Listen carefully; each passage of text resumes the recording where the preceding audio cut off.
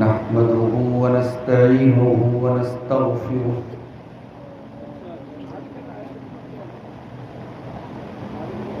ونعوذ بالله من شرور أنفسنا ومن سيئات أعمالنا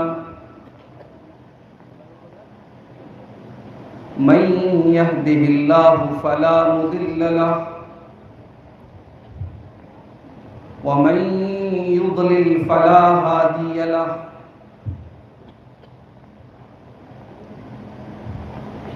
وأشهد أن لا إله إلا الله وحده لا شريك له وأشهد أن محمدا عبده ورسوله يا أيها الذين آمنوا اتقوا الله حق تقاته ولا تموتن إلا وأنتم مسلمون يا أيها الناس اتقوا ربكم الذي خلقكم من نفس واحدة وخلق منها زوجها وبث منهما رجالا كثيرا ونساء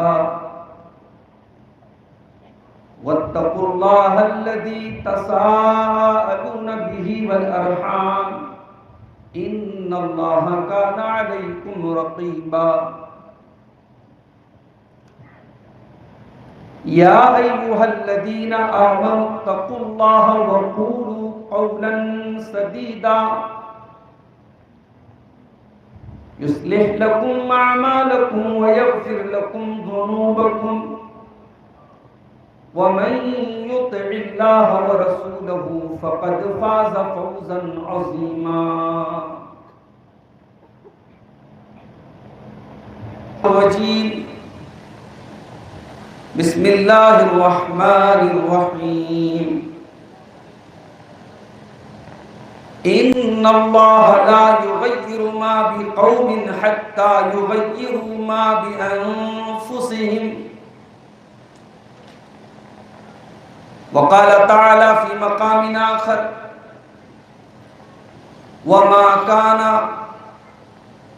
وما كان ربك ليهلك القرى بظلم وأهلها مصلحون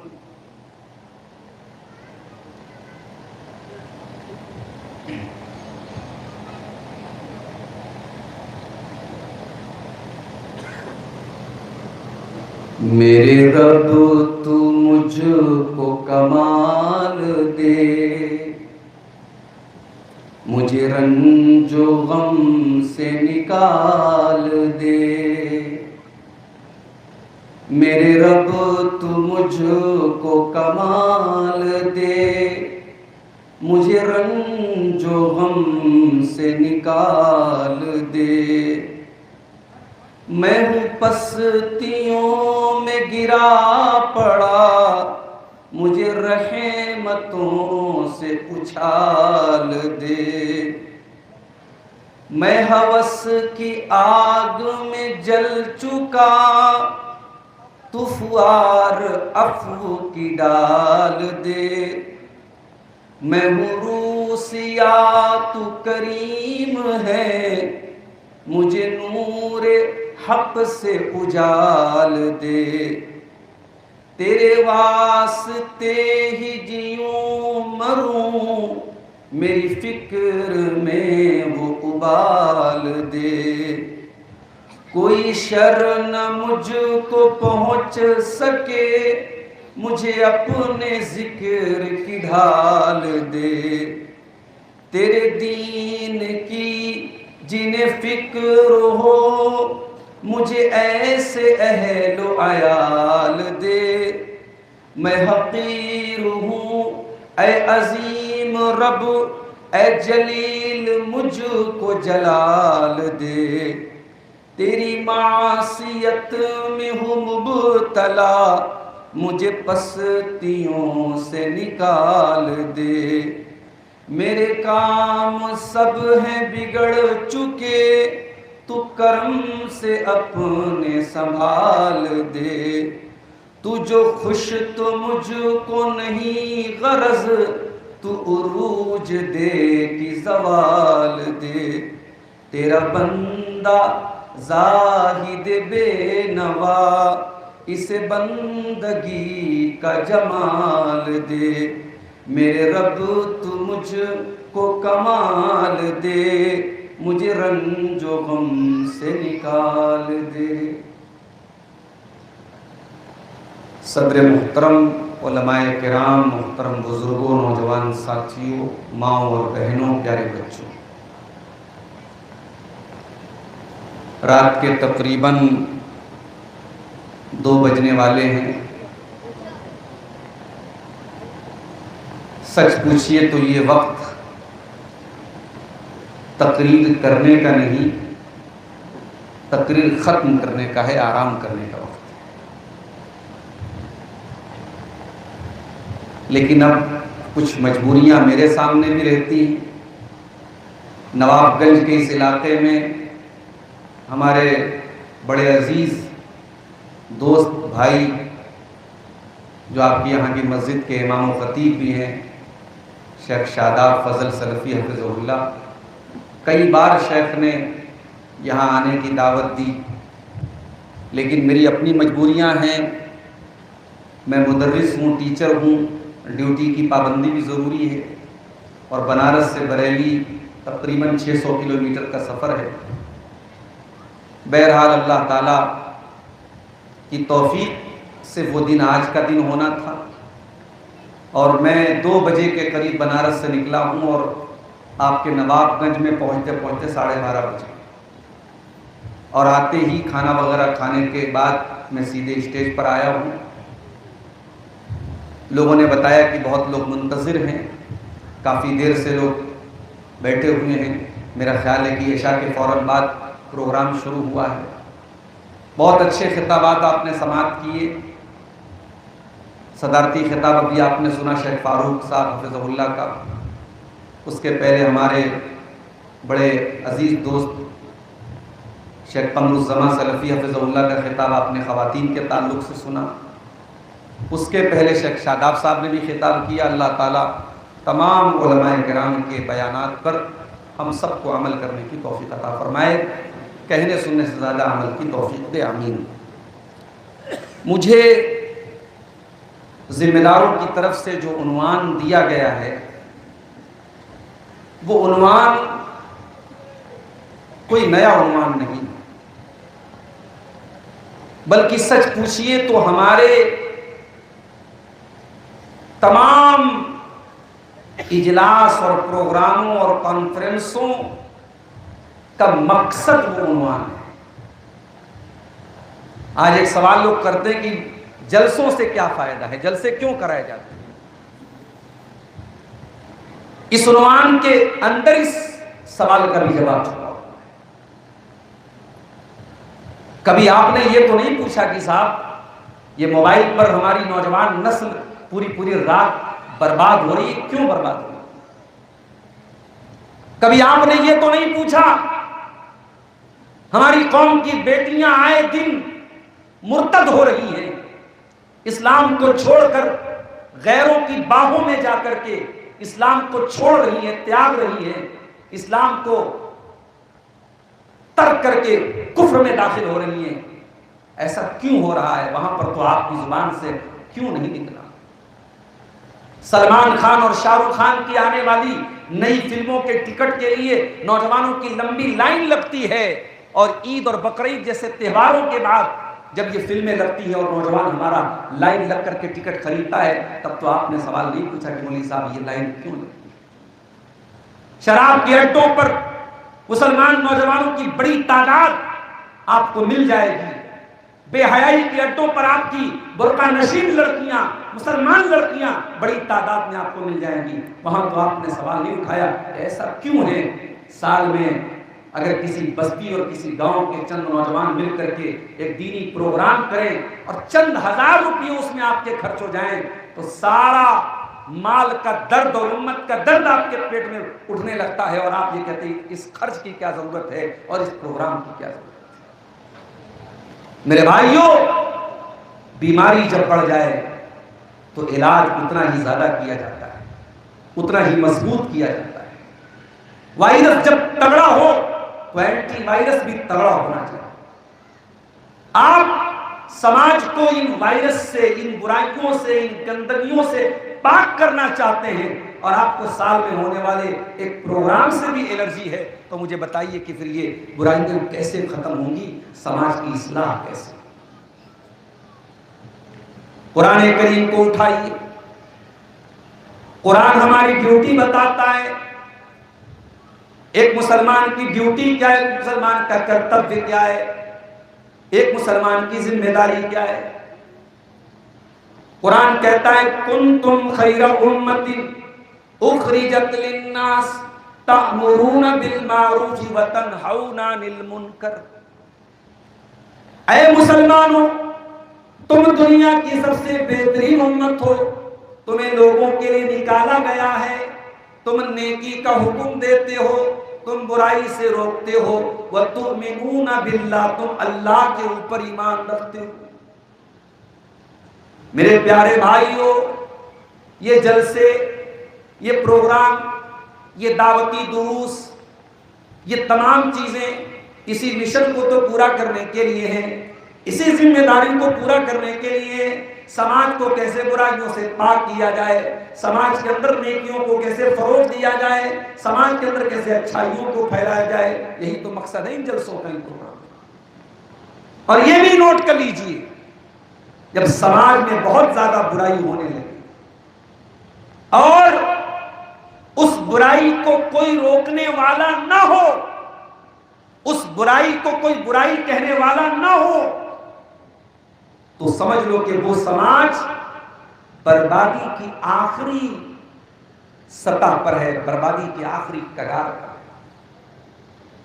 جب تک سماج میں اصلاح کرنے والے لوگ موجود ہیں، جب تک سماج میں برائی کو برائی کہا جا رہا ہے، شرک کو شرک کہا جا رہا ہے، بدعت کو بدعت کہا جا رہا ہے، غلط کو غلط کہا جا رہا ہے، تب تک وہ سماج صحیح سلامت رہے گا، ورنہ اللہ کا عذاب آنے میں پھر کوئی اور تاخیر نہیں ہوگی، اللہ کا عذاب آ جائے گا۔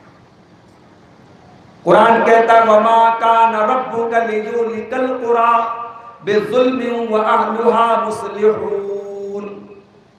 اے میرے نبی، اللہ تعالیٰ آپ کا رب کسی بستی کو تب تک ہلاک نہیں کرتا ہے جب تک اس بستی میں اصلاح کرنے والے لوگ موجود رہتے ہیں۔ جب تک اصلاح کرنے والے لوگ ہیں تب تک اللہ ہلاک نہیں کرے گا۔ جب اصلاح کا جذبہ بھی ختم ہو جائے اور سماج میں برائی کو برائی کہنے کا جذبہ بھی ختم ہو جائے، تب اللہ تبارک و تعالیٰ اس بستی کو ہلاک کرتا ہے۔ اللہ کے نبیوں میں ایک نبی تھے حضرت صالح علیہ السلام۔ صالح علیہ السلام کی قوم سمود تھی۔ اللہ تعالیٰ نے صالح علیہ السلام کو معجزے کے طور پر ایک اونٹنی دی تھی، اور صالح علیہ السلام نے اپنی قوم سے کہا تھا کہ خبردار میری اس اونٹنی کو، یہ اللہ کی طرف سے آئی ہے، اس کو ڈونٹ ٹچ، اس کو چھونا نہیں، اس کو ٹچ مت کرنا، اس کو تکلیف پہنچانا تو بہت دور کی بات ہے، اس کو ٹچ بھی مت کرنا ورنہ اللہ کا عذاب آ جائے۔ اب ذرا غور کیجیے، قرآن کہتا ہے کذبت ثمود بطغواها اذ انبعث اشقاها فقال لهم رسول الله ناقة الله وسقياها۔ حضرت صالح علیہ السلام کی قوم سمود نے اپنے نبی کو جھٹلایا اور انہوں نے اللہ تعالیٰ کی بھیجی ہوئی اونٹنی کو قتل کر ڈالا۔ اب ذرا آپ تفسیر کی کتابیں اٹھا کے دیکھیے، حضرت صالح علیہ السلام کی قوم میں اس اونٹنی کو قتل کرنے والا ایک آدمی تھا، اس کا نام قدار بن سالف تھا، اپنی قوم کا، اپنے سماج کا بڑا سمانت آدمی تھا، بڑا ریپیوٹیڈ، بڑا ریسپیکٹڈ، بڑا عزت دار آدمی تھا۔ اس نے اٹھ کر کے جا کر کے اس اونٹنی کو قتل کیا تھا، لیکن پوری قوم سائلنٹ تھی، پوری قوم ایگری تھی پوری قوم اس سے سہمت تھی، پوری قوم اس سے متفق تھی، اس لیے قرآن کیا کہتا ہے فَكَذَّبُوهُ فَعَقَرُوهَا۔ قتل کرنے والا تو ایک ہی انسان تھا، مگر قرآن کہتا ہے کہ صالح علیہ السلام کی اونٹنی کو قتل کرنے میں سب مجرم تھے، سب کا یوگدان تھا، سب اس کے ذمہ دار تھے۔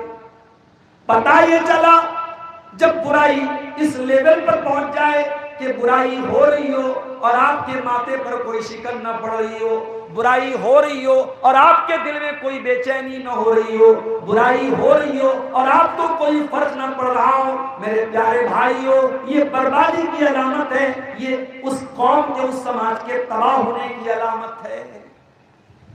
اس لیے آئندہ یہ سوال مت اٹھانا میرے بھائیو، یہ جلسے کیوں ہو رہے ہیں، ان کا کیا فائدہ ہے؟ میں تو کہتا ہوں یہ جلسے اور یہ پروگرام یہ جتنے ہونے چاہیے اتنے نہیں ہو رہے۔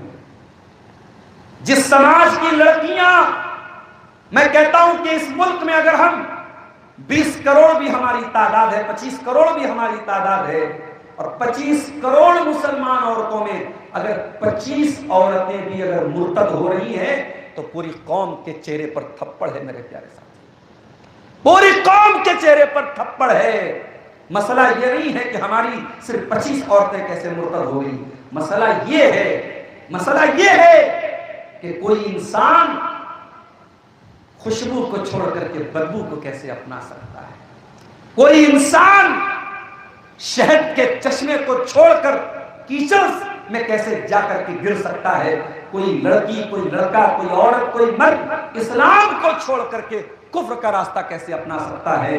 اس کا مطلب کہ کہیں نہ کہیں پانی مر رہا ہے، اس کا مطلب کہ کہیں نہ کہیں ہماری تربیت میں کمی ہے، ہماری تعلیم میں کمی ہے، ہم نے اسلام کو سمجھا نہیں، ہم نے قرآن کو سمجھا نہیں میرے ساتھ۔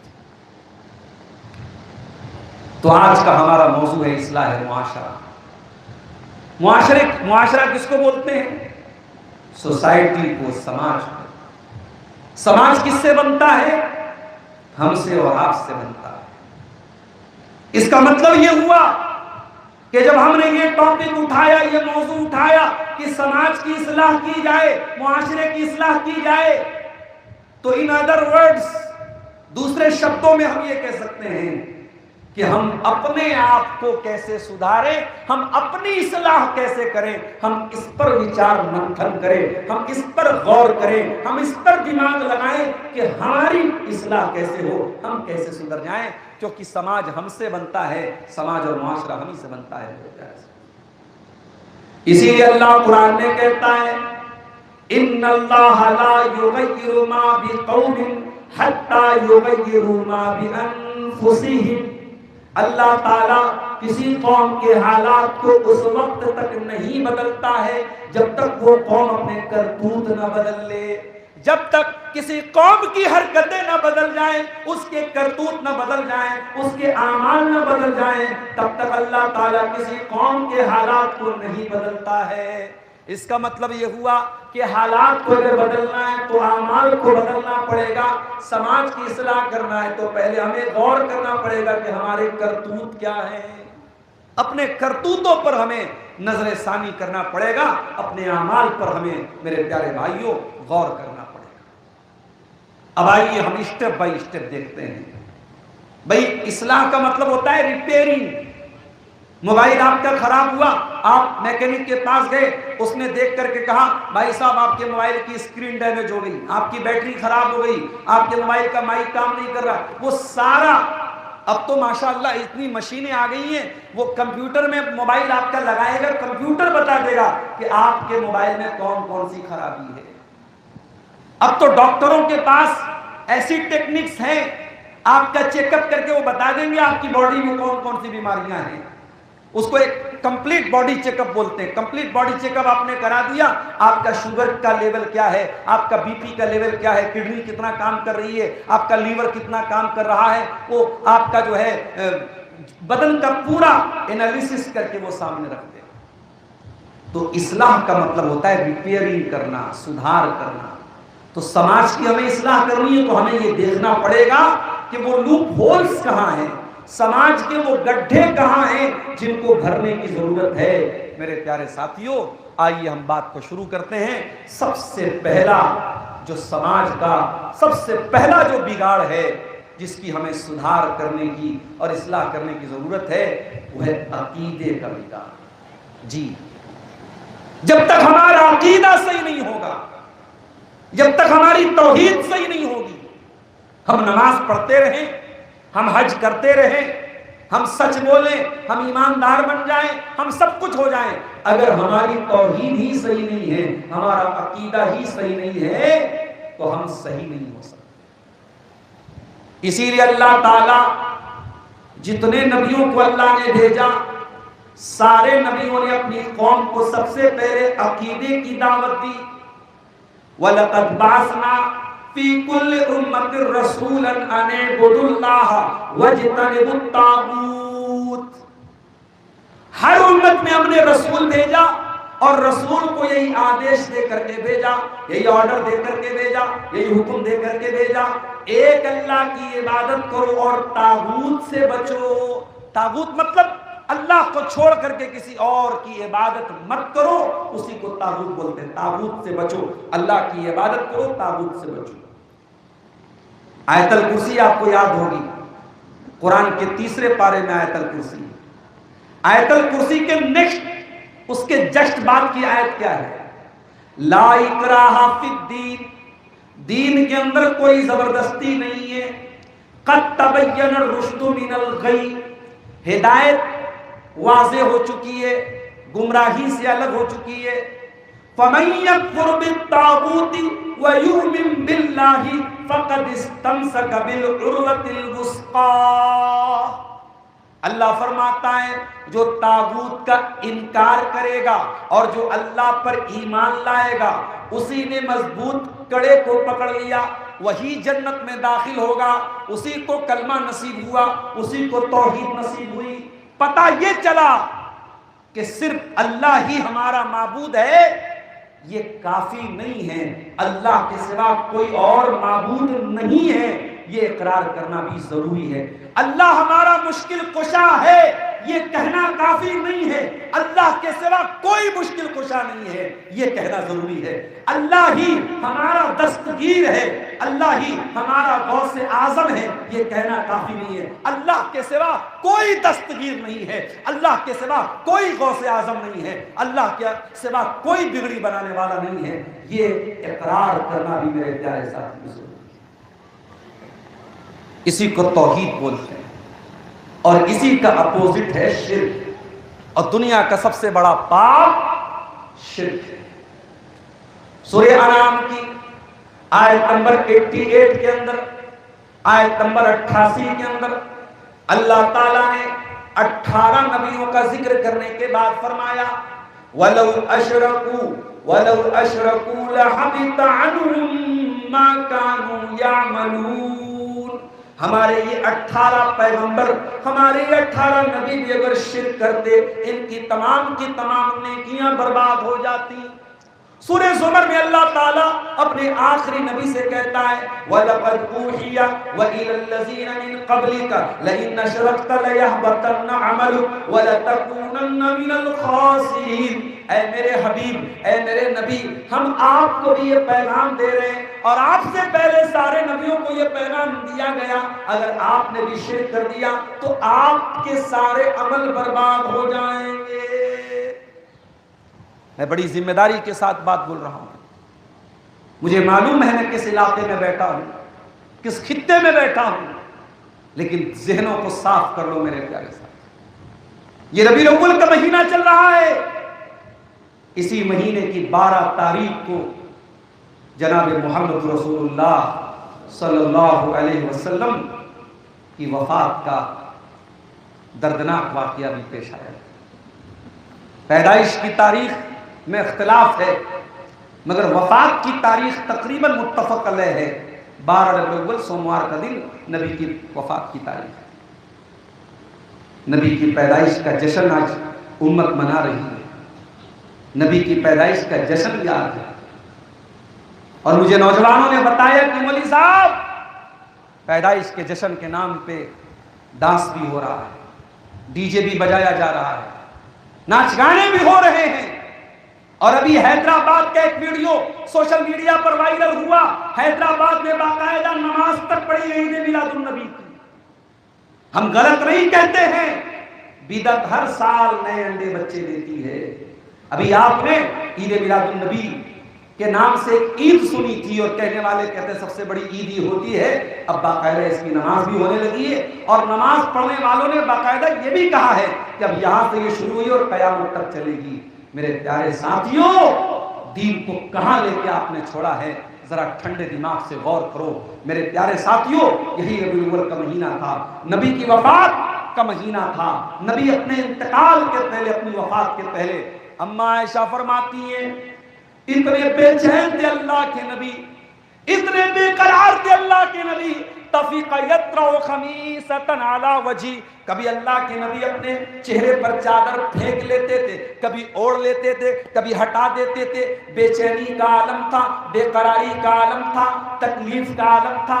اس تکلیف کے عالم میں اللہ کے نبی کیا فرماتے ہیں؟ بڑے درد کے ساتھ آپ فرماتے ہیں لعن اللہ الیہود والنصارى اتخذوا قبور انبیائہم مساجد۔ اے اللہ تیری لعنت ہو یہود و نصارہ کے اوپر، اللہ کی لعنت ہو یہود و نصارہ کے اوپر، انہوں نے اپنے نبیوں کی قبروں کو سجدہ گاہ بنا لیا، وہ اپنے نبیوں کی قبروں پر سجدہ کرنے لگے۔ اما عائشہ یہ حدیث بیان کرتی ہیں، بخاری کی روایت ہے، اما عائشہ کہتی ہیں یحذر ما صنعوا، اللہ کے نبی یہود و نصارہ کے اوپر لعنت کر کے اپنی امت کو ڈرا رہے تھے، سمجھا رہے تھے کہ تم وہ کام مت کرنا۔ اللہ اکبر، جو نبی تمہیں قبر پرستی سے منع کر کے گیا، جس نبی نے قبروں کے آگے سجدہ کرنے سے منع کیا ہے تمہیں، آج تم نے اس دین کی پہچان بنا دی قبر پرستی، تم نے اس مذہب کی پہچان بنا دی کہ صاحب قبروں پر سجدہ کرنا ہی اسلام ہے۔ وہ دین جس سے توحید پھیلی جہاں میں، وہ بدلا گیا آ کے ہندوستان، توحید کا جنازہ نکل گیا میرے پیارے ساتھ۔ توحید کیا ہے؟ توحید وہ ہے جو آپ 5 ٹائم کی نماز میں ہر رکعت میں اللہ کے سامنے اقرار کرتے ہیں، ایاک نعبد و ایاک نستعین، اے اللہ ہم صرف تیری عبادت کرتے ہیں اور تجھ ہی سے مدد مانگتے ہیں۔ غور کرو، جو 5 ٹائم کا نمازی ہوگا، اگر سنتیں نہ بھی پڑھے، نفل نہ بھی پڑھے، اگر صرف فرض پڑھے گا تو 5 ٹائم کی نماز میں منیمم کم سے کم 17 مرتبہ کوئی آیت پڑھتا ہے، ایاک نعبد و ایاک نستعین، اے اللہ ہم تیری ہی عبادت کرتے ہیں اور تجھ ہی سے مدد مانگتے ہیں۔ اتنا بڑا اقرار کرنے کے بعد اگر وہی مسلمان اولاد مانگنے کسی اور کے در پہ چلا جائے، شفا مانگنے کسی اور کے در پہ چلا جائے، لال کالے پیلے دھاگوں کو تعویذ بنا کر کے گلے میں باندھ کے عقیدہ رکھے کہ تعویذ پہننے سے بگڑی بن جائے گی، مصیبت دور ہو جائے گی، بیماری دور ہو جائے گی، سوچو اس مسلمان سے بڑا نمک حرام کون ہے، اس سے بڑا غدار کون ہے، اس سے بڑا وعدہ خلاف کون ہے۔ اسی لیے اللہ سورہ حج کے آخر میں فرماتا ہے یا ایھا الناس ضرب مثل فاستمعوا له ان الذين تدعون من دون الله لن يخلقوا ذبابا۔ اے لوگوں غور سے سنو، اللہ ایک مثال بیان کر رہا ہے، ان الذين تدعون من دون الله، تم اللہ کو چھوڑ کر کے جن کو پکارتے ہو، لن يخلقوا ذبابا، وہ ایک مکھی پیدا کرنے کے لائق بھی نہیں ہے۔ یہ بریلی سے لے کر کے دوسرے ملک تک آپ چلے جائیں، جہاں جہاں بھی شرک کے اڈے قائم ہیں، یہ سارے کے سارے جن کو اللہ کے سوا طاقت والا مانا جا رہا ہے، بزرگ مانا جا رہا ہے، بیڑی بنانے والا مانا جا رہا ہے، مشکل کشا مانا جا رہا ہے، غریب نواز مانا جا رہا ہے، بندہ نواز مانا جا رہا ہے، قرآن کہتا ہے سب مل کر کے ایک مکھی پیدا کرنے کے قابل نہیں ہے۔ وَإِن يَسْلُبْهُمُ الذُّبَابُ شَيْئًا، اور مکھی اگر ان کے چڑھاوے کی کوئی چیز چھین کے لے کے چلی جائے، لا يَسْتَنقِذُوهُ مِنْهُ، وہ مکھی سے واپس لینے کے قابل نہیں ہے۔ اتنے بے بس ہیں، اتنے کمزور ہیں۔ ضعف الطالب والمطلوب، مانگنے والا بھی کمزور اور جس سے مانگا جا رہا ہے وہ بھی کمزور، کمزور سے مانگ رہا ہے، بندہ بندے سے مانگ رہا ہے، حقیر سے مانگ رہا ہے، فقیر سے مانگ رہا ہے، محتاج سے مانگ رہا ہے۔ اور آگے اللہ کہتا ہے ما قدر اللہ حق قدری، اے میرے بندو تم نے اللہ کی قدر نہیں کی، تم نے اللہ کی ویلیو کو نہیں سمجھا، تم نے اللہ کے مقام کو نہیں سمجھا۔ اگر تم نے اللہ کے مقام کو سمجھا ہوتا تو کبھی غیر اللہ کے در پہ جا کے تم نے سر نہیں جھکایا۔ اور مسلمانوں ایک بات اور یاد رکھو، کچھ لوگ کہتے ہیں صاحب ہم تو مسلمان ہیں، ہم شرک نہیں کر سکتے۔ جیسے یہ گھڑی ہے نا، اچھی کمپنی کی گھڑیاں جو ہوتی ہیں واٹر پروف ہوتی ہیں، پانی میں ڈال دو، اس کو پہن کے نہا لو، گھڑی خراب نہیں ہوگی۔ اس کو بنانے والے نے ایسے حساب سے بنایا ہے، وہ واٹر ریزسٹنٹ ہے، اس کے اندر پانی نہیں جائے۔ تو مسلمان کیا سمجھتا ہے، ہم نے کلمہ پڑھ لیا، ہم شرک پروف ہو گئے، اب ہم جہاں چاہے سر جھکائیں، جس کے چاہے گن گائیں، جس کی چاہے بڑائی بیان کریں، ہم تو صاحب مسلمان ہیں، ہمارا نام عبداللہ ہے، عبد الرحمن ہے، محمد ہے، علی، حسن، حسین ہے، ہم تو صاحب شرک سے بری ہوئے۔ کان کھول کر کے سن لو، میں نبی کی 2 حدیثیں آپ کے سامنے پڑھنے جا رہا ہوں۔ نبی نے کلیئر بتا دیا کہ کلمہ پڑھنے والا بھی شرک کرے گا، اپنے آپ کو مسلمان کہنے والا بھی شرک کرے گا، محمد رسول اللہ کا امتی بھی شرک کرے گا۔ پہلی حدیث صحیح مسلم کے اندر اللہ کے نبی کی حدیث موجود ہے، اللہ کے نبی فرماتے ہیں لا تقوم الساعۃ، قیامت اس وقت تک نہیں آئے گی حتی تضطرب علیات نساء دوس حول ذی الخلصہ، یہاں تک کہ قبیلہ دوس کی عورتیں، اچھا عورتوں کا نام خاص طور سے اللہ کے نبی نے، کیونکہ عورتیں آسان ہوتی ہیں، آسان چارہ ہوتی ہیں، عقیدہ خراب کرنے میں عورتوں کو بہت آسانی سے ان کو ٹریپ کیا جا سکتا ہے۔ اور آج بھی آپ دیکھ لیجئے، یہ جتنے ارتداد کی خبریں آ رہی ہیں، عورتیں ہی زیادہ شکار ہوتی ہیں۔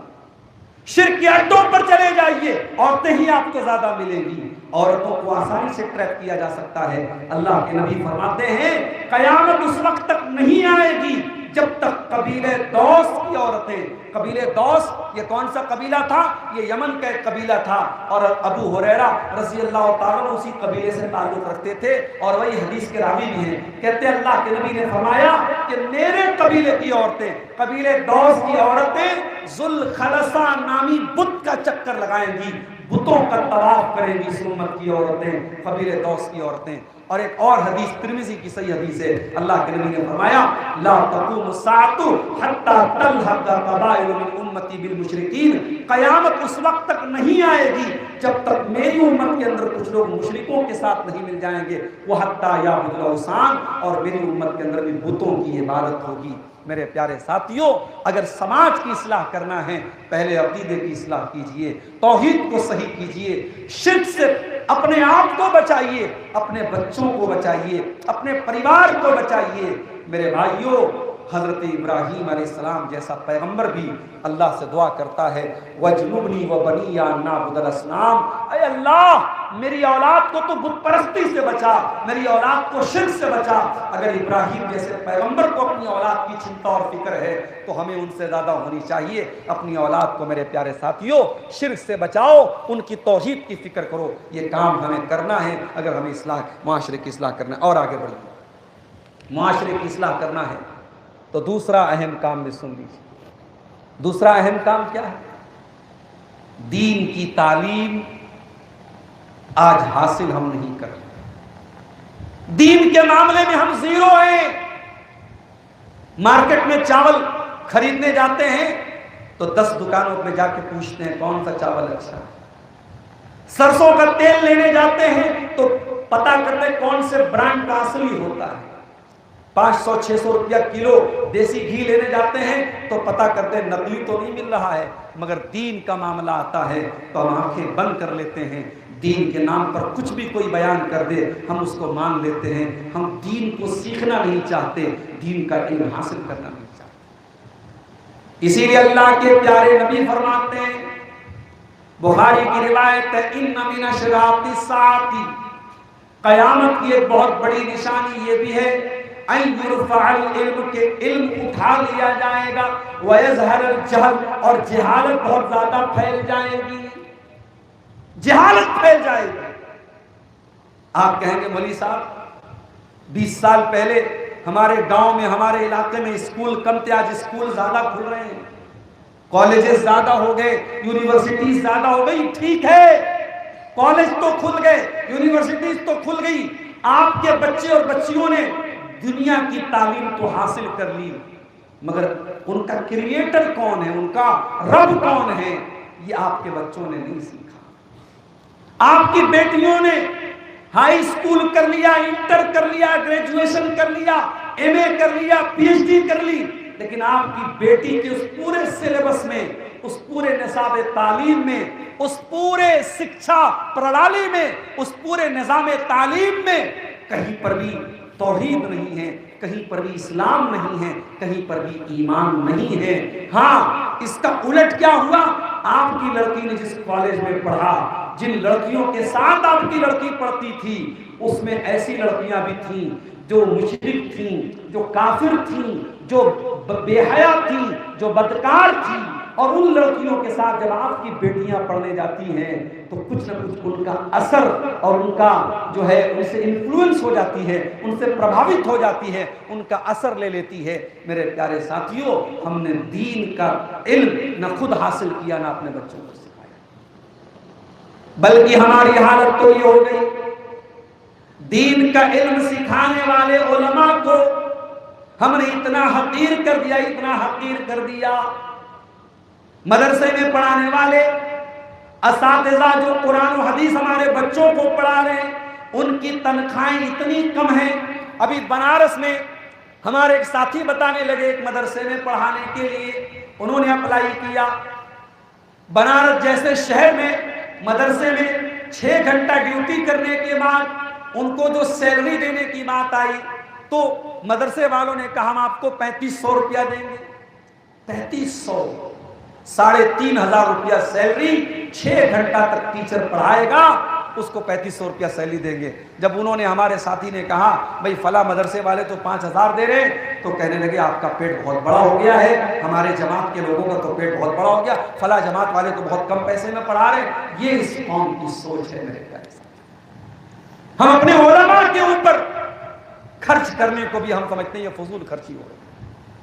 کتنے اساتذہ ہیں ساری زندگی انہوں نے مدرسوں میں گزار دی، ان کو فیملی کوارٹر نصیب نہیں ہوا، ان کے بچے اپنے باپ کے بغیر پلتے رہے، بیوی شوہر کے بغیر جیتی رہی، شوہر زندہ ہے، بیوی بیوہ کی زندگی گزارتی رہی، باپ زندہ ہے، بچے یتیمی کی زندگی گزارتے رہے۔ اس کا ذمہ دار کون ہے میرے پیارے ساتھیوں؟ اس کے ذمہ دار ہم اور آپ۔ اور اس کا نتیجہ یہ نکلا کہ آج کوئی جاوید احمد غامدی ہمارے اوپر تھوپ دیا گیا، کوئی انجینئر علی مرزا ہمارے اوپر تھوپ دیا گیا، کوئی فلاں ہمارے اوپر تھوپ دیا گیا۔ آج وہ لوگ جو عالم نہیں ہیں، جن کا بیک گراؤنڈ علم دین نہیں ہے، جنہوں نے اساتذہ سے علم حاصل نہیں کیا اور کہیں سے کچھ بھی پڑھ کر کے وہ دین بیان کرنے لگے، کوئی سوٹڈ بوٹڈ ہو گیا، مائک پکڑ کے کھڑا ہو گیا، ہم نے اسے عالم کا درجہ دے دیا۔ یاد رکھو میرے پیارے ساتھیوں، سینکڑوں عابد مل کر کے ایک عالم کے برابر نہیں ہو سکتے۔ عالم کی ویلیو کو سمجھو میرے پیارے ساتھیوں۔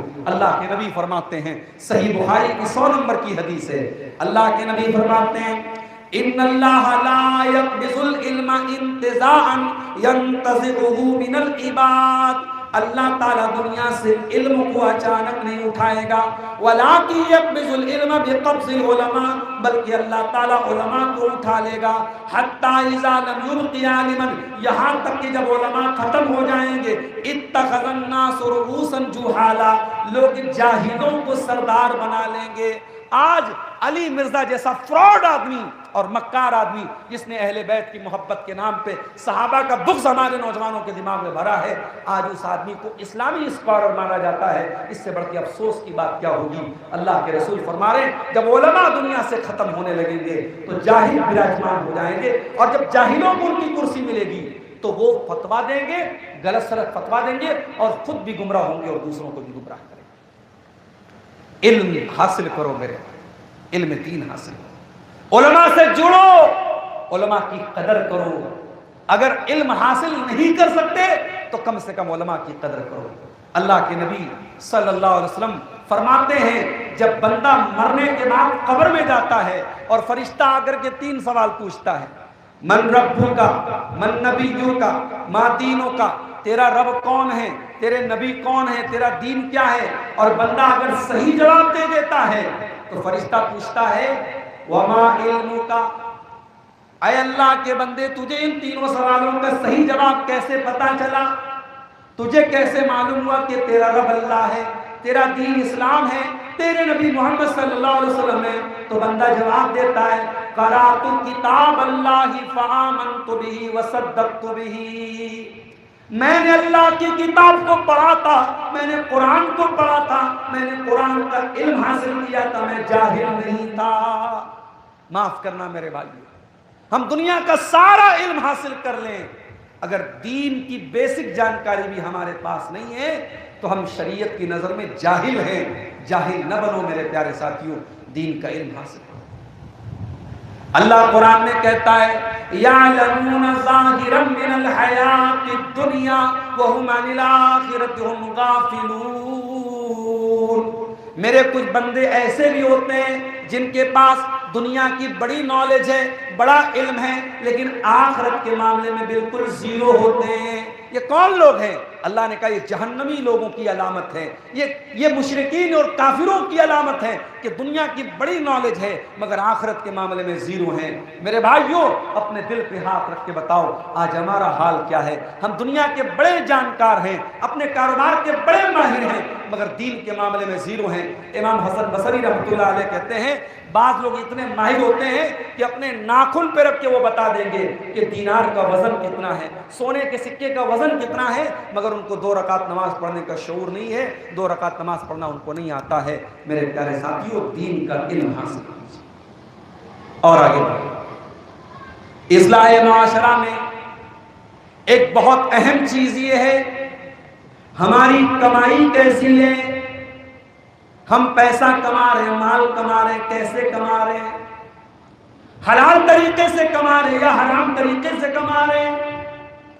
کہیں ایسا تو نہیں کہ سود اور بیاج کا پیسہ ہمارے گھر میں آ رہا ہے، کہیں ایسا تو نہیں کہ چوری اور ڈکیتی کا پیسہ ہمارے گھر میں آ رہا ہے، کہیں ایسا تو نہیں کہ پڑوسی کی زمین کو ہڑپا جا رہا ہے، کہیں ایسا تو نہیں بھائی اپنی بہن کی جائیداد پر ناجائز قبضہ کر کے بیٹھا ہے، کہیں ایسا تو نہیں کہ باپ اپنی بیٹیوں پر ظلم کر رہا ہے۔ میرے پیارے بھائیوں، یہ حرام کمائی ہماری عبادتوں کو برباد کر دے گی، ہماری نیکیوں کو برباد کر دے گی۔ اسی لیے اللہ قرآن میں ایمان والوں سے کہتا ہے یا ایھا الذین آمنوا کلوا من طیبات ما رزقناکم، اے ایمان والے، اے ایمان والو حلال روزی کھایا کرو۔ اللہ اپنے رسولوں سے کہتا ہے یا ایھا الرسل کلوا من الطیبات واعملوا صالحا، اے میرے رسولوں حلال اور پاکیزہ چیزوں کو کھاؤ اور نیک عمل کرتے رہو۔ نیک عمل تبھی آپ کا قبول ہوگا جب آپ کی کمائی حلال ہوگی۔ اللہ کے پیارے نبی فرماتے ہیں اگر ایک انسان بہت لمبا سفر کر کے آئے اور رو رو کر کے اللہ کی بارگاہ میں ہاتھ اٹھا کے ہاتھ پھیلا کے دعا کرے وَمَطْعَمُهُ حرام وَمَشْرَبُهُ حرام وَمَلْبَسُهُ حرام وَغُذِّيَ بِالْحَرام، اس کا کھانا حرام کمائی کا ہو، اس کا پانی حرام کمائی کا ہو، اس کا کپڑا حرام کمائی کا ہو، فَأَنَّىٰ يُسْتَجَابُ لِذَٰلِكَ، تو اس انسان کی دعا کہاں سے؟ حضرت کعب بن عجرہ سے اللہ کے نبی فرماتے ہیں، ترمذی کی صحیح روایت ہے، یا کعب بن عجرہ لا یربو لحم نبت من صوت فالنار اولا بہ، اے کعب بن عجرہ جس جسم کی پرورش حرام کمائی سے ہوگی وہ جسم جہنم کی آگ میں ڈالا جائے گا۔ میرے پیارے بھائیو، اگر اپنی اولاد سے محبت کرتے ہو حرام کمائی اپنے بچوں کو نہ کھلاؤ، اپنی بیوی سے پیار کرتے ہو حرام کمائی اپنی بیوی کو نہ کھلاؤ، جہنم کی آگ میں وہ بدن جلایا جائے گا، وہ جسم جلایا جائے گا۔ حرام کمائی آج ٹرینڈ ہوتی چلی جا رہی ہے، ٹرینڈ ہوتی چلی جا رہی ہے۔ انسان کو بس اس بات کی لگن ہے پیسہ آنا چاہیے، راتوں رات امیر بننا ہے، کیونکہ نوجوانوں کے شوق بھی بڑے بڑے ہیں۔ اب آئی فون سے کم پہ کوئی راضی نہیں ہے. ابھی کل میں نیوز میں دیکھ رہا تھا آئی فون کا کوئی نیا ورژن آیا ہے, 1.5 لاکھ 2 لاکھ کا موبائل ہے. اب وہ نوجوان جو مہینے کا 20,000 25,000 کما رہا ہے, اس کو 2 لاکھ کا موبائل لینا ہے, وہ کیسے لے گا؟ وہ ڈریم 11 پر گیم کھیلے گا, وہ ایشیا کپ کے میچوں میں سٹا لگائے گا, وہ شیئر مارکیٹ کے ناجائز طریقوں کو اپنائے گا. شیئر مارکیٹ میں کچھ شکلیں جائز بھی ہیں, اس کو آپ علماء سے پوچھ لیں. جو ناجائز شکلیں میں ان کی بات کر رہا ہوں, وہ ناجائز طریقے سے شیئر مارکیٹ میں ٹریڈنگ کرے گا. تو میرے بھائیوں, حلال کمائی کھاؤ. حلال کمائی کھانے کے ہزاروں راستے ہیں. یہ حلال طریقے سے پیسہ کما کے حضرت عثمان غنی بنے تھے. حلال طریقے سے پیسہ کما کے عبد الرحمن ابن عوف کروڑ پتی بنے تھے. حلال طریقے سے پیسہ کما کر کے حضرت عباس جب انتقال ہوتا ہے کئی لاکھ کی وراثت چھوڑ کے جاتے ہیں. حلال طریقے سے کمائی کے راستے کم نہیں ہیں میرے پیارے بھائیوں. جب حرام کمائی آپ کے گھر میں آئے گی, آپ کے گھر کا سکون برباد کر دے گی, آپ کے گھر کی برکت ختم کر دے گی. اور حرام کمائی میں ایک بہت بڑا جو المیہ ہے اس وقت, سود کا پیسہ. سود کی شکل, بہت ساری شکلیں ہمارے گھروں میں رائج. میں کرناٹک ایک پروگرام میں گیا, وہاں لوگوں نے بتایا کہ لوگ اپنے مکان کو ہیوی ڈپازٹ پہ دے رہے ہیں. میرا مکان ہے, آپ کو کرائے پر مکان کی ضرورت ہے, میں نے آپ کو مکان دے دیا, آپ سے 5 لاکھ روپیہ ہیوی ڈپازٹ لے لیا. اب آپ اس میں جب تک آپ کی مرضی یہ رہتے ہیں, جب آپ کو واپس جانا ہوا میں نے آپ کا پیسہ واپس کر دیا. اس کو ہیوی ڈپازٹ بولتے ہیں. حرام ہے یہ شکل. بعض لوگ کیا کرتے, پیسہ لے کر کے اپنا سامان دوسرے کو استعمال کرنے دے دیتے, اپنی گاڑی اپنا موبائل پیسہ لے کر کے استعمال کرنے کے لیے دے دیتے ہیں, اب بعد میں وہ پیسہ لے لیتے ہیں اور وہ سامان واپس ہو جاتا ہے. یہ شکل بھی ایک سود کی شکل ہے, انٹرسٹ کی شکل ہے. یہ بات یاد رکھیے, شریعت میں اگر آپ کسی کو قرضہ دے رہے ہیں تو قرضے پر آپ کوئی منافع نہیں لے سکتے. اگر آپ کو منافع کمانا ہے, آپ ٹریڈنگ کیجئے, آپ بزنس کیجئے, آپ تجارت کیجئے. آپ کسی کو پیسہ ادھار دے کر کے, قرضہ دے کے اس پہ کوئی بھی پروفٹ آپ کمائیں گے, دیٹ از کالڈ انٹرسٹ. اس کو شریعت میں بیاج کہا جاتا ہے, اس کو شریعت میں انٹرسٹ کہا جاتا ہے, اور وہ حرام ہے. اور اللہ قرآن میں کہتا ہے یمحق اللہ الربا ویربی الصدقات, اللہ سود اور بیاج کو مٹاتا ہے اور اللہ صدقہ اور خیرات میں برکت دیتا ہے. میرے پیارے بھائیوں, معاشرے کی اصلاح میں ایک اور بہت بڑا کام ہمیں کرنا ہے.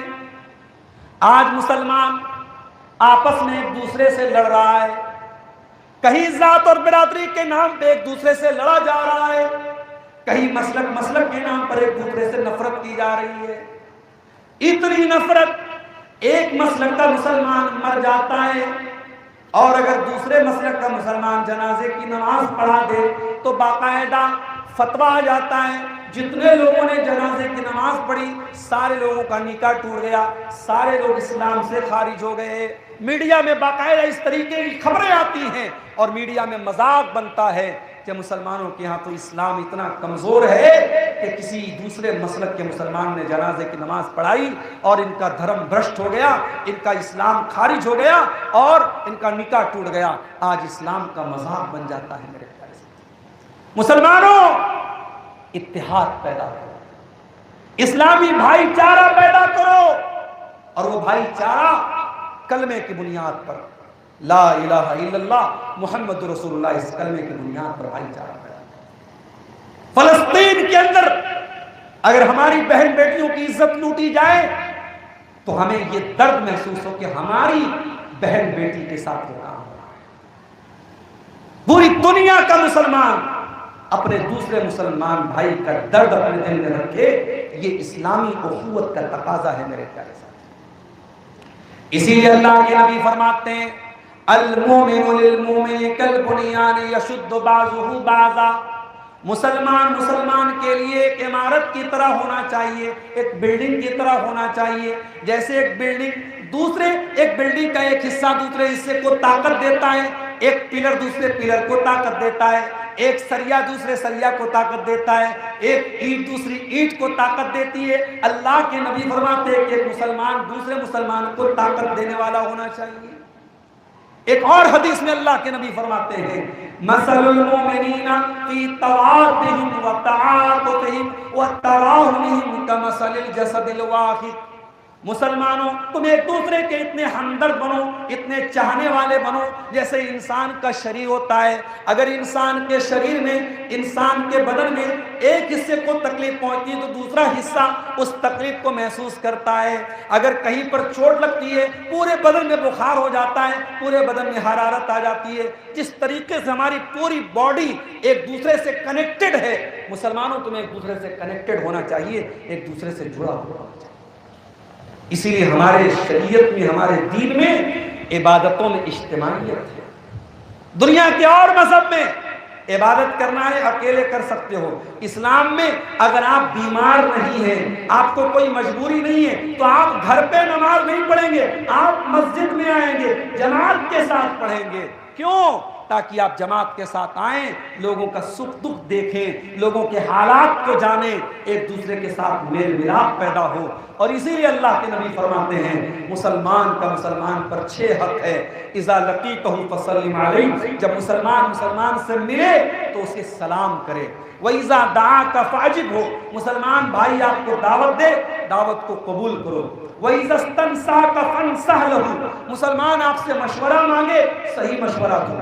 وَإِذَا عَطِسَ فَحَمِدَ اللَّهَ فَسَمِّتْهُ، آپ کا مسلمان بھائی آپ کے سامنے چھینکے اور الحمدللہ کہے تو جواب میں یرحمک اللہ کہو۔ وَإِذَا مَرِضَ فَعُودْهُ، اور آپ کا مسلمان بھائی جب بیمار ہو آپ اس کی عیادت کرو۔ وَإِذَا مَاتَ فَاتَّبِعْهُ، اور مسلمان بھائی کا انتقال ہو تو آپ اس کی جنازے کی نماز پڑھو۔ یہ 6 حق ہے ایک مسلمان کا دوسرے مسلمان کا۔ آج تو حالات کیا ہیں؟ ایک مسلمان دوسرے مسلمان سے حسد کرتا ہے، ایک سگا بھائی اپنے سگے بھائی سے حسد کرتا ہے۔ یہ اتنا پیسہ کیوں کما رہا ہے؟ اس کا مکان اتنا عالی شان کیسے ہے؟ اس کا بچہ اتنی ترقی کیوں کر رہا ہے؟ اس کی بیٹی کا رشتہ اتنی اچھی جگہ۔ آج یہ حسد اور جلن کی آگ ہمارے گھروں کو برباد کر رہی ہے۔ کتنے گھروں میں لڑائی جھگڑے اسی حسد اور جلن کی آگ کی وجہ سے پیدا ہو رہے ہیں۔ حسد نہ کرو میرے پیارے سے، وَلَا تَحَاسَدُوا، ایک دوسرے سے حسد نہ کرو۔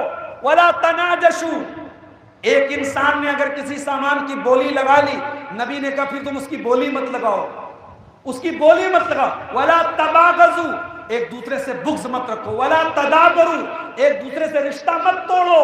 وَقُولُوا عِبَادَ اللَّهِ إِخْوَانًا، اور اے اللہ کے بندو بھائی بھائی بن جاؤ۔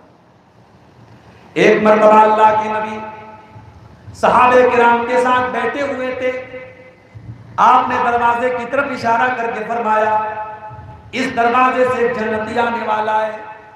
صحابہ کرام کی نگاہیں دروازے کی طرف چلی گئی۔ ایک انصاری صحابی وضو کر کے اس حالت میں کہ داڑھی سے وضو کا پانی ٹپک رہا تھا اور ہاتھوں میں جوتا لیے ہوئے چلے آ رہے تھے۔ دوسرے دن پھر اللہ کے پیارے نبی صلی اللہ علیہ وسلم نے فرمایا اب اس دروازے سے جنتی آنے والا ہے۔ صحابہ نے پھر دروازے پر نظر ڈالی، وہی انصاری صحابی اسی حالت میں وضو کر کے چلے آ رہے ہیں۔ 3 دن تک لگاتار ایسا ہوتا ہے۔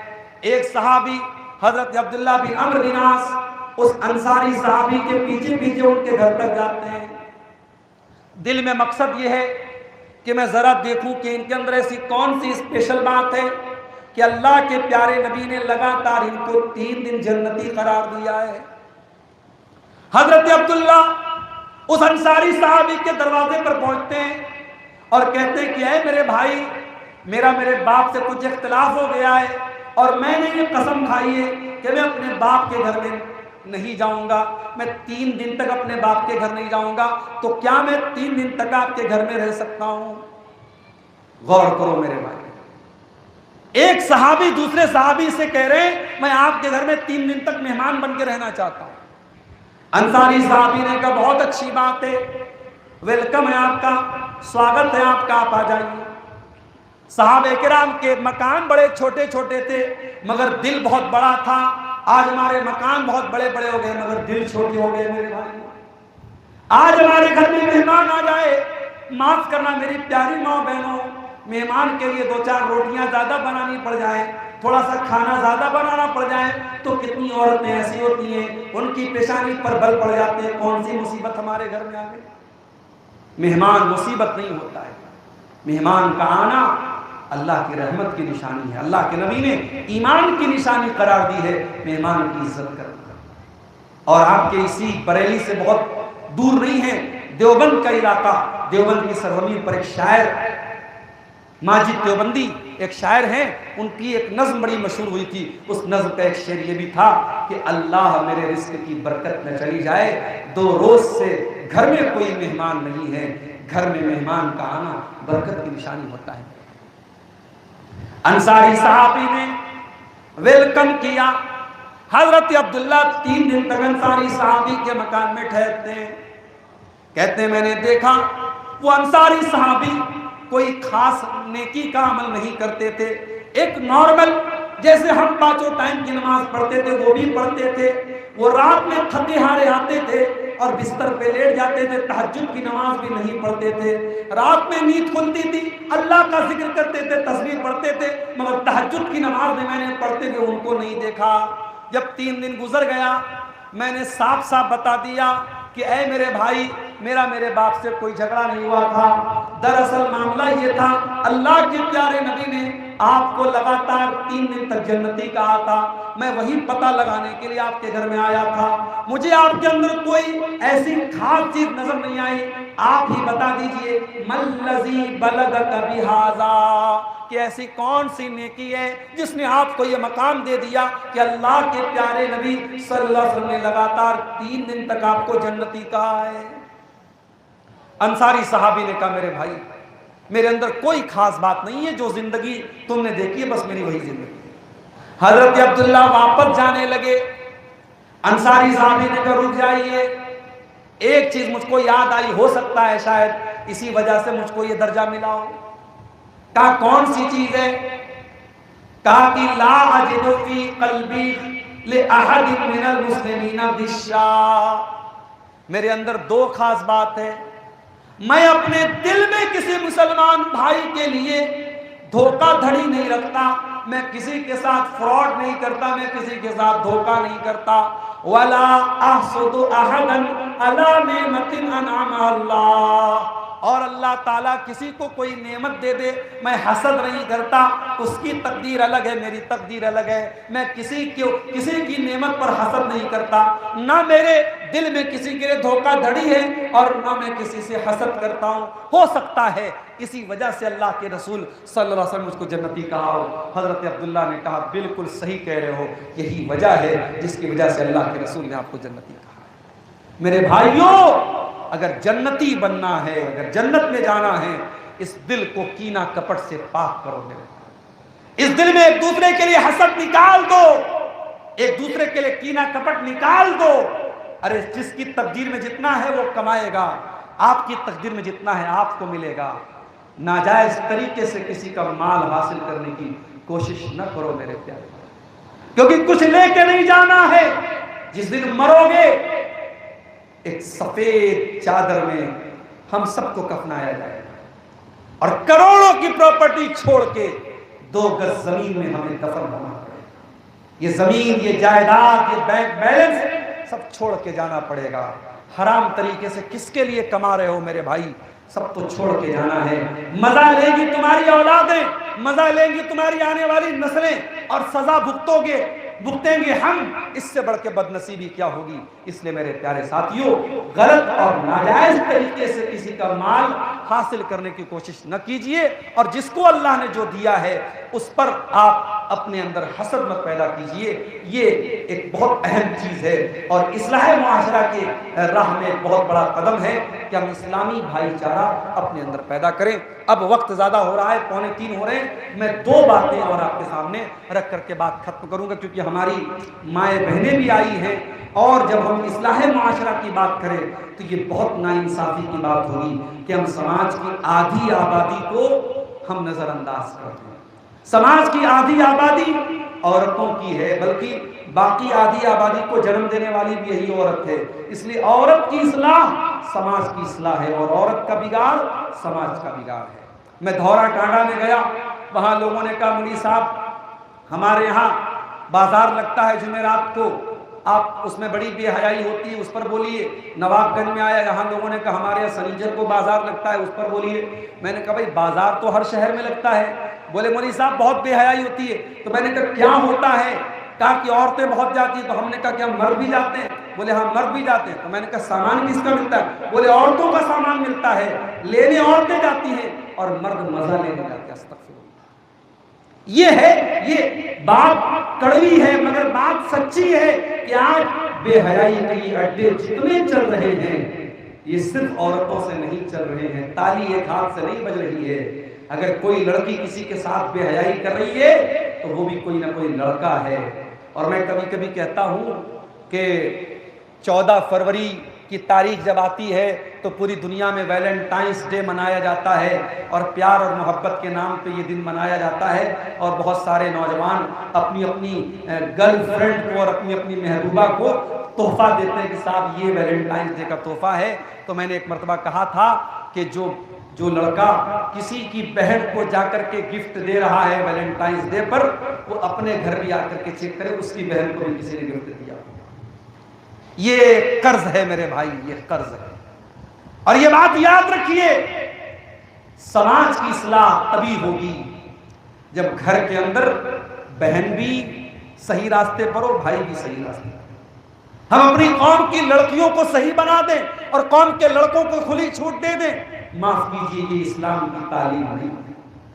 اسلام لڑکوں سے بھی کہتا ہے قُلْ لِلْمُؤْمِنِينَ يَغُضُّوا مِنْ أَبْصَارِهِمْ وَيَحْفَظُوا فُرُوجَهُمْ.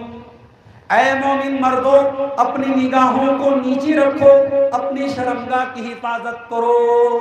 نوجوان لڑکوں کو حکم دیا گیا اپنی نگاہوں کو نیچی رکھو. اور لڑکیوں کو کیا حکم دیا گیا؟ وَقُلْ لِلْمُؤْمِنَاتِ يَغْضُضْنَ مِنْ أَبْصَارِهِنَّ وَيَحْفَظْنَ فُرُوجَهُنَّ. اور اے مسلمان عورتوں، تم بھی اپنی شرمگاہ کی حفاظت کرو، اپنی نگاہوں کو نیچی رکھو. وَلَا يُبْدِينَ زِينَتَهُنَّ. اور اے مسلمان عورتوں، تم اپنی زینت کو ظاہر نہ کرو، اپنی زینت کو ظاہر نہ کرو. What is the Zeenat? Zeenat means beauty. اب عورت کے بدن میں کون سی ایسی چیز ہے جو بیوٹی نہیں ہے؟ عورت سر سے پیر تک زینت ہے. اس کا مطلب یہ ہوا کہ قرآن کی یہ آیت کہہ رہی ہے کہ عورت اپنی زینت کو کسی غیر مرد کے سامنے ظاہر نہ کرے. یعنی عورت سر سے پیر تک ایسے چادر اور ایسی نقاب اور ایسے حجاب میں ہو کہ اس کے چہرے کی خوبصورتی تو بڑی دور کی بات ہے، اس کے بدن کے نشیب و فراز کو اور اس کے جسم کی بناوٹ کو بھی کوئی غیر مرد دیکھ نہیں سکے. معاف کرنا میرے بھائیوں، آج ہمیں ان عورتوں سے شکوہ کم ہے جو نقاب نہیں پہنتی ہیں. ہمیں ان عورتوں سے زیادہ شکوہ ہے جو نقاب پہنتے ہیں. نقاب پہن کر کے جو بے حیائی ہو رہی ہے وہ زیادہ تکلیف پہنچا رہی ہے. کیونکہ جو لڑکی نقاب نہیں پہن رہی ہے وہ اسلام کو ریپرزنٹ نہیں کر رہی ہے. وہ گھر کے باہر کیا کرتی ہے؟ سماج یہ نہیں کہتا کہ یہ مسلمان لڑکی ہے. مگر جو لڑکی نقاب پہن کر کسی کافر اور مشرک کے ساتھ بائک پر بیٹھ کر گلچھرے اڑا رہی ہے، کسی پارک میں بیٹھ کر کسی کے ساتھ بے حیائی کر رہی ہے، کسی ہوٹل میں کسی کے ساتھ غلط کام کرتے ہوئے پکڑی جا رہی ہے، تو یہ شرم کی بات ہے، یہ غیرت سے ڈوب مرنے کی بات ہے کہ وہ نقاب میں نکلی ہے، وہ پردے میں نکلی ہے. اس کا مطلب کہ اس کے گھر میں پردے کا ماحول تھا، اس کے گھر میں دینداری کا ماحول تھا، اس کے ماں باپ کی تعلیم تھی کہ تجھے نقاب پہن کر کے نکلنا ہے، پھر بھی اس لڑکی نے غلط کام کیا ہے. یہ افسوس کی بات ہے. میرے پیارے ساتھیوں، قرآن کہہ رہا ہے وَلَا يُبْدِينَ زِينَتَهُنَّ. اے عورتوں، اپنی زینت کو ظاہر نہ کرو. اے میری پیاری ماں بہنوں، جو اسلام آپ کو اپنی زینت کو غیر مردوں کے سامنے ظاہر کرنے سے منع کر رہا ہے، وہ اسلام اس بات کی اجازت کیسے دے دے گا کہ آپ اپنی تصویریں واٹس ایپ کے اسٹیٹس پہ لگائیے، آپ اپنے فوٹو انسٹاگرام پہ ڈالیے، آپ اپنے ویڈیو فیس بک کے اوپر ڈالیے. آج افسوس کی بات ہے، بریلی سے قریب میں سنبل کا علاقہ ہے، سنبل کی 2 مسلمان لڑکیوں کو پولیس نے بھی کچھ دنوں پہلے اریسٹ کیا. وہ انسٹاگرام پر گندے ویڈیوز بناتی تھی، گالی گلوچ والے ویڈیوز بناتی تھی، بے حیائی والے ویڈیوز بناتی تھی، اور دونوں مسلمان لڑکیاں تھیں. کتنے بے غیرت مرد ہیں جو اپنی بیوی کے ساتھ انسٹاگرام پر ویڈیو بناتے، بیہودہ قسم کے، گندے قسم کے جسم کی نمائش کرنے والے ویڈیو ان کی بیوی بنا رہی ہے، اور مرد جو ہے اس کو پروموٹ کر رہا ہے کیونکہ 4 پیسے آئے۔ ارے ایسے پیسے پر میں تھوکتا ہوں جو پیسہ عورت کی حیا کو بیچ کے کمایا جائے۔ میرے بھائیوں، میں کبھی کبھی کہتا ہوں اس قوم کی بیٹیاں ایسے ہی بے پردہ نہیں ہوئی ہیں، اس قوم کے مرد جب دیوس ہوئے ہیں، اس قوم کے مرد جب بے غیرت ہوئے ہیں، تب اس قوم کی بیٹیاں بے پردہ ہوئی۔ اور اکبر الہ آبادی نے بالکل صحیح کہا تھا، 100 سال پہلے کہا تھا مگر بالکل صحیح کہا تھا، اکبر زمین غیرت قومی سے گڑ گیا۔ بے پردہ نظر آئیں کل جو چند بیویاں، اکبر زمین غیرت قومی سے گڑ گیا۔ پوچھا جو ان سے آپ کا پردہ وہ کیا ہوا؟ کہنے لگی کہ عقل پہ مردوں کے پڑ گیا، وہ عورت کا پردہ اب مردوں کی عقل پر پڑ چکا ہے۔ میرے پیارے ساتھیوں، آپ کے گھر کی عورت اگر بے پردگی کرتی ہے تو یہ اس عورت کی بے پردگی سے زیادہ اس گھر کے مردوں کی بے غیرتی کی نشانی ہے۔ اور یہ بات یاد رکھیے، اللہ کے نبی نے فرمایا قیامت کے دن 3 طریقے کے لوگ ایسے ہوں گے جن کی طرف نہ تو اللہ تعالیٰ دیکھے گا، نہ بات کرے گا، نہ پاک اور صاف کرے گا۔ 3 بد نصیب ایسے ہوں گے جن کو اللہ تعالیٰ دیکھے گا بھی نہیں۔ کون ہوں گے؟ نمبر 1، علاق لوالدیہ، اپنے ماں باپ کو ستانے والا، اپنے ماں باپ کو دکھ دینے والا، اپنے ماں باپ کو رلانے والا، اپنے ماں باپ سے رشتہ توڑنے والا۔ نمبر 2، والمرأۃ المترجلہ، مردوں کی چال ڈھال اپنانے والی، مردوں کی نقل کرنے والی عورت۔ اب تو زمانہ اتنا ترقی کر رہا ہے، اب تو جینڈر چینج ہو رہا ہے، کتنے لڑکے لڑکی بن رہے ہیں، کتنی لڑکیاں لڑکے بن رہے ہیں، آپریشن کرا کے اپنا جینڈر چینج کیا جا رہا ہے۔ یہ میرے بھائیوں، یہ بے غیرتی ہے، اور یہ قیامت کے دن اللہ کی نظر رحمت سے دور ہونے والے لوگوں کی نشانی ہے۔ اللہ کے نبی نے فرمایا وہ عورت جو مردوں کی چال ڈھال اپنائے۔ اور نمبر 3، والدیوس، اور وہ بے غیرت مرد، الذی یقر فی اہلہ الخبث، جس کے گھر میں بے حیائی جنم لیتی ہو اور اس کو کوئی فرق نہ پڑتا ہو۔ میری پیاری ماں اور بہنوں، آپ کا پردہ، آپ کا کپڑا کیسا ہونا چاہیے، آپ کا دوپٹہ کیسا ہونا چاہیے، یہ عبدالغفار سلفی کی تقریر کا ٹاپک نہیں ہے، یہ شاداب فضل کی تقریر کا ٹاپک نہیں، یہ قرآن کا ٹاپک ہے۔ قرآن بتاتا ہے کہ عورت کا دوپٹہ کہاں ہونا چاہیے۔ اللہ فرماتا ہے وَلْيَضْرِبْنَ بِخُمُرِهِنَّ عَلَى جُيُوبِهِنَّ، اے عورت تیرا دوپٹہ تیرے گریبان پر ہونا چاہیے۔ تو اگر بھابھی ہے، تو اگر بہو ہے، تو اگر اپنے محرم رشتہ دار کے سامنے بھی ہے، اپنے سسر کے سامنے ہے، اپنے بھائی کے سامنے، اپنے باپ کے سامنے بھی تیرا دوپٹہ تیرے سینے پر ہونا چاہیے۔ غور کرو، عورت کا دوپٹہ کہاں ہونا چاہیے، یہ قرآن بتا رہا ہے۔ اور اتنے پر بس نہیں کیا، فرمایا وَلَا يَضْرِبْنَ بِأَرْجُلِهِنَّ لِيُعْلَمَ مَا يُخْفِينَ مِنْ زِينَتِهِنَّ، اور اے عورتوں جب تم پاؤں میں پائل پہن کر کے چلو تو بہت زور زور سے زمین پہ پاؤں مار کر کے نہ چلا کرو، کہیں تمہارے پائل کی جھنکار غیروں کے کانوں تک نہ جائے۔ اے میری پیاری ماں بہنوں، جو اسلام آپ کو اپنے پائل کی جھنکار غیر مردوں تک جانے کی اجازت نہیں دیتا، وہ لیڈیز پرفیوم لگا کر، خوشبو لگا کر، میک اپ کر کے، سج سنور کر کے ریلوے اسٹیشن پر، ایئرپورٹ پر، بسوں میں، ٹرینوں میں سفر کرنے کی اجازت کیسے دے دے گا؟ میرے پیارے بھائیوں، اسلام ایک عورت کو پردے میں رہنے کی تعلیم دیتا ہے، اور اس لیے نہیں کہ اسلام عورت کو پابند کرنا چاہتا ہے، اسلام عورت کو قید کرنا چاہتا ہے، اس لیے نہیں، بلکہ اس لیے اسلام یہ تعلیم دیتا ہے کیونکہ اسلام کی نظر میں عورت قیمتی ہے، اور قیمتی سامان ہمیشہ پردے میں رکھا جاتا ہے۔ 15-20 ہزار کا موبائل ہے، جیسے تیسے آپ رکھ لیں گے، لیکن 1,00,000-1,50,000 کا آئی فون خریدیں گے تو اس کا جو کور ہوتا ہے، اس کا جو کیس ہوتا ہے، وہ بھی کئی ہزار کا آئے گا، اس کو قیمتی کیس میں آپ رکھیں گے، اس کو بہت سنبھال کے رکھیں گے۔ الدنیا کلھا متاع، دنیا کی سب سے قیمتی دولت کیا ہے؟ فرمایا وخیر متاع الدنیا المرأۃ الصالحہ، دنیا کی سب سے قیمتی دولت نیک عورت ہے، نیک عورت سے قیمتی کوئی دولت نہیں ہے۔ اس دولت کو پردے میں رکھنے کا حکم دیا گیا میرے بھائی۔ اور اس عورت کو اور مرد کو زناکاری سے بچانے کے لیے اسلام نے نکاح کا حکم دیا. اور وہ نکاح کب کرایا جائے؟ معاف کرنا نواب گنج والوں، معاف کرنا دورہ ٹانڈا والوں، معاف کرنا رکشا والوں، آج آپ کے بریلی شہر میں جو کلچر بنتا چلا جا رہا ہے، 30 سال کے لڑکے ہو جاتے ہیں، ان کی شادیاں نہیں ہو رہی ہیں. 28 سال کی لڑکیاں ہو جاتی ہیں، ان کی شادیاں نہیں ہوتی ہیں. آپ اپنے نوجوانوں کو زناکاری کی دعوت دے رہے، بدکاری کے گڈھے کی طرف دھکیل رہے ہیں.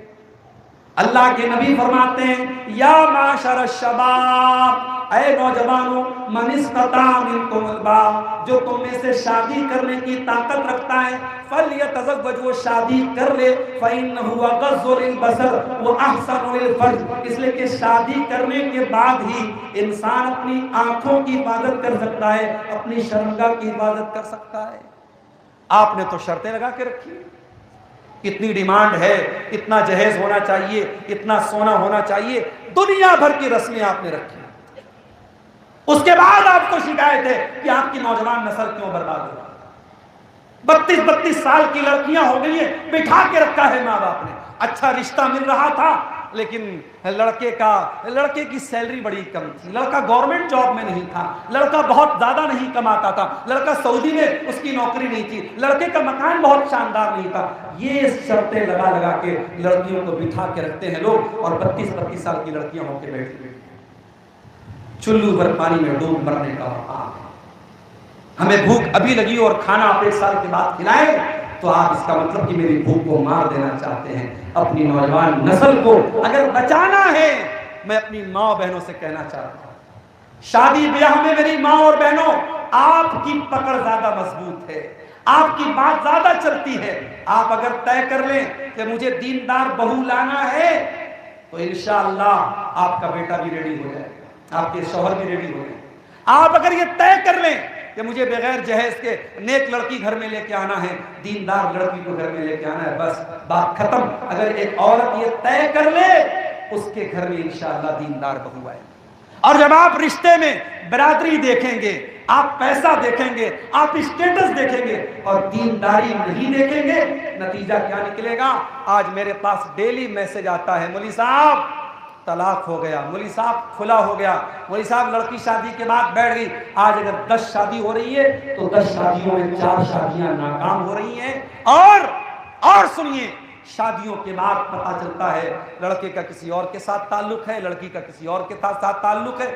ایکسٹرا میرٹل افیئرز یہ جنم لے رہے ہیں. میرے پیارے ساتھیوں، جس سماج میں اتنی برائیاں ہوں، اس سماج میں آپ کو نکاح کو آسان کرنا چاہیے. اور آپ اللہ کا شکر ادا کیجئے، اللہ تعالیٰ نے آپ کو مسلمان بنایا ہے اور مذہب اسلام پر چلنے والا بنایا ہے. آپ جس مذہب کو مانتے ہیں، جس دین کو مانتے ہیں، اس دین میں نہ کوئی بارات ہے، نہ کوئی جہیز ہے، نہ کوئی رسم و رواج ہے، نہ کوئی منگنی کی رسم ہے، نہ کوئی ہلدی کی رسم ہے، نہ کوئی جو ہے دنیا بھر کی گود بھرائی کی رسم. جتنی رسمیں آپ بنا کے رکھے ہیں، یہ رسمیں ہم نے اور آپ نے بنائی ہے. اسلام میں بس سیدھا سا سمپل سا اصول ہے، اگر آپ اس لائق ہیں، بیوی کا حق ادا کر سکتے ہیں اور بیوی کا خرچہ اٹھا سکتے ہیں، آپ نکاح کر لیجئے. ولیمہ کرنے کی طاقت ہے، ولیمہ کیجئے. ولیمہ کرنے کی طاقت نہیں، کوئی حرج کی بات نہیں ہے، ولیمہ کرنا فرض نہیں ہے، ضروری نہیں ہے. اتنا سمپل نکاح کا سسٹم تھا، آج آپ نے مشکل بنا دیا. میرے پیارے ساتھیوں، اگر زنا سے بچانا ہے سماج کو، نکاح کو آسان کرو، رسم و رواج کو ختم کرو. اور میں اپنی بہنوں سے کہنا چاہوں گا، آپ کا رول بہت بڑا ہے. اللہ نے عورت کی زبان میں وہ طاقت دی ہے جو مردوں کے جسم کے اندر بھی وہ طاقت دی ہے.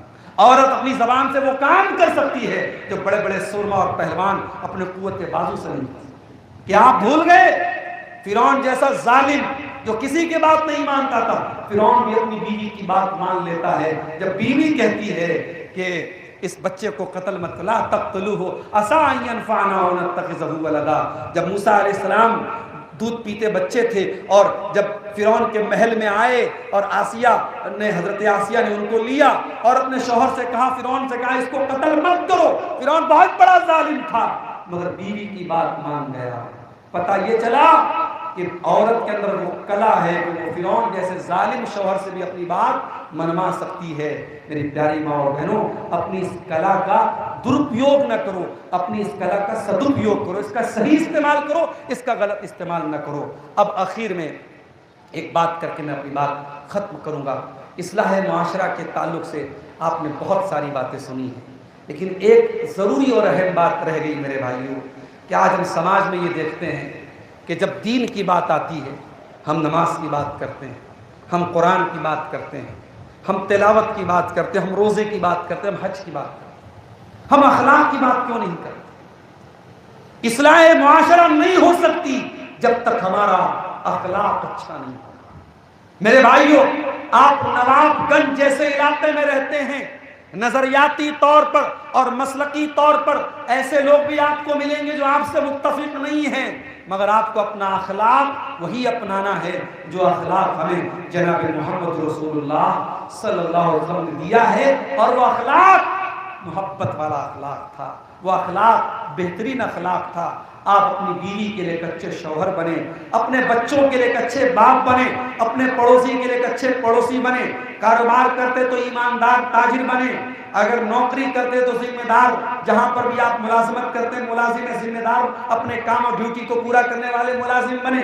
آپ جہاں بھی جائیں اپنے اخلاق کی چھاپ چھوڑیں۔ اللہ کے نبی فرماتے ہیں قیامت کے دن جب ترازو پر عمل کو تولا جائے گا، جب میزان پر عمل کو تولا جائے گا، اللہ کے پیارے نبی فرماتے ہیں ما من شیء یوضع فی المیزان اثقل من حسن الخلق، اللہ کے ترازو پر اخلاق سے زیادہ وزندار کوئی چیز نہیں ہوگی۔ عقیدہ مضبوط کیجئے، توحید مضبوط کیجئے، نماز کی پابندی کیجئے، لیکن اخلاق کو بھی ساتھ میں اچھا کیجئے۔ اگر آپ کا عقیدہ بہت اچھا ہے، عمل بہت اچھا ہے اور اخلاق بہت اچھا نہیں ہے تو لوگ آپ کی بات نہیں مانیں گے۔ محمد رسول اللہ صلی اللہ علیہ وسلم نے جو 23 سال کے اندر پورے عرب کی کایا پلٹی تھی، اس میں بہت بڑا کردار آپ کے اخلاق کا تھا۔ اسی لیے شاعر کہتا ہے ظالم سے لیا ظلم کا بدلہ نہ کسی وقت، مارا بھی تو اخلاق کی تلوار سے مارا۔ اور قرآن کہتا ہے وَإِنَّكَ لَعَلَىٰ خُلُقٍ عَظِيمٍ، اے میرے حبیب آپ بہت عظیم اخلاق کے مالک ہیں۔ اصلاح معاشرہ کے تعلق سے یہ چند باتیں میں نے آپ کے سامنے رکھی ہیں۔ ہم اللہ سے دعا کرتے ہیں رب العالمین ہمیں کہنے سننے سے زیادہ عمل کرنے کی توفیق عطا فرمائے۔ الہ العالمین ہم سب کو ہمارے اندر جو کمیاں ہیں، کوتاہیاں ہیں، ان کو دور کر کے ہم سب کو اپنی اصلاح کرنے کی توفیق عطا فرما۔ اے اللہ ہمارے وہ بھائی جن کے عقیدوں میں بگاڑ ہے، جو توحید سے دور ہیں، جن کو اولیاء کی محبت کے نام پہ شرک کے راستے پر ڈال دیا گیا، جن کو اماموں کی اور ولیوں کی محبت کے نام پہ بدعت کے راستے پر ڈال دیا گیا، اے اللہ ہمارے ان بھائیوں کو تو شرک و بدعت سے باز آنے کی اور توبہ کرنے کی توفیق عطا فرما۔ الہ العالمین اس وقت ہمارے ملک میں بہت سارے علاقوں میں نفرت کا ماحول ہے، فرقہ پرست طاقتیں عروج پر ہیں اور انسانیت دم توڑ رہی ہے۔ اے اللہ ہمارے اس ملک کو، جس کو ہمارے باپ دادا نے، ہمارے آبا و اجداد نے بڑی قربانیوں سے انگریزوں سے آزاد کرایا تھا، اے اللہ تو ہمارے اس وطن کی حفاظت فرما، ہمارے ملک کی حفاظت فرما، ہمارے ملک کو ظالموں کے ظلم سے، شریروں کے شر سے، فرقہ پرستوں کی فرقہ پرستی سے تو اس کی حفاظت فرما۔ الہ العالمین ہم سب کو مرتے دم تک محمد رسول اللہ صلی اللہ علیہ وسلم کی سنت پر چلنے کی توفیق عطا فرما، توحید پر زندہ رکھ۔ اے اللہ جو ہم میں سے بیمار ہیں ان کو شفائے کاملہ عاجلہ عطا فرما، جو روزی روٹی سے پریشان ہیں اے اللہ ان کے کاروبار میں برکت نصیب فرما۔ اے اللہ جو ہم میں صاحب اولاد ہیں ان کی اولادوں کو نیک اور صالح بنا۔ اے اللہ جو بے اولاد ہیں ان کے آنگن میں اولاد کا پھول کھلا دے، ان کے آنگن کو اولاد سے آباد کر دے۔ اے اللہ ہماری جو نوجوان بہنیں ہیں جو جن شادی کی آرزو اور تلاش میں ہیں، جن کے والدین ان کے لیے اچھے رشتے کی تلاش میں ہیں، اے اللہ ان کو نیک اور دیندار رشتے مہیا فرما دے۔ الہ العالمین ہم میں سے جو لوگ کسی بھی قسم کی ذہنی اور جسمانی تکلیف میں ہیں، پروردگار ان کی تکلیف کو دور فرما دے۔ بہت سارے علاقوں میں لوگ بارش کے لیے ترس رہے ہیں، گرمی سے بے حال ہیں، امس سے بے حال ہیں، اے اللہ وہاں پر تو نفع پہنچانے والی بہترین بارش کو وہاں تو نازل فرما دے، رحمتوں والی بارش نازل فرما دے۔ اور پنجاب جیسا علاقہ جہاں بہت زیادہ بارش ہوئی اور سیلاب کی وجہ سے بڑا نقصان ہوا ہے، اے اللہ وہاں تو بارش کو روک دے، وہاں کی بارش کو دوسرے علاقوں میں منتقل فرما دے۔ الہ العالمین ہم سب کو دنیا اور آخرت دونوں جہان میں کامیاب فرما. جب تک ہم دنیا میں زندہ رہیں ایمان پر زندہ رہیں اور ہم سب کا خاتمہ ایمان پر ہو. آمین. وآخر دعوانا ان الحمد للہ رب العالمین. والسلام علیکم ورحمۃ اللہ وبرکاتہ.